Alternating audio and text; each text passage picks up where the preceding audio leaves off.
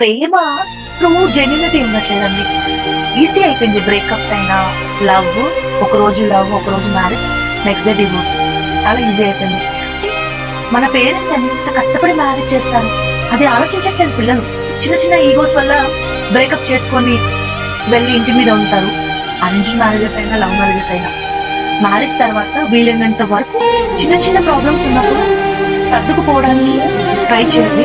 సమానత్వం సమానత్వం అని చెప్పి చాలా మంది ఇది నువ్వెంత నేనంత అనుకుంటారు తప్ప మన ఇద్దరం ఒకటే అనే భావన రావు. మొగుడు వెళ్ళాలన్నాక మస్తు అవుతాయండి. ఇప్పుడు ఎంతున్నా, ఎంత ఫైట్ చేసుకున్నా ఆ ప్రేమ అనేది ఏదైతే ఉందో ఎండ్ ఆఫ్ ది తను సారీ చెప్పైనా నేను కలిసిపోతాను, నేను సారీ చెప్పైనా నేను కలిసిపోతాను.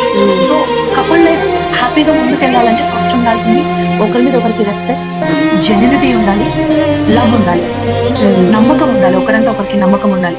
సో ఇవన్నీ ఉన్నప్పుడు ఆటోమేటిక్ గా వాళ్ళు ఒక స్ట్రాంగ్ కపుల్ గా ముందుకెళ్తారు.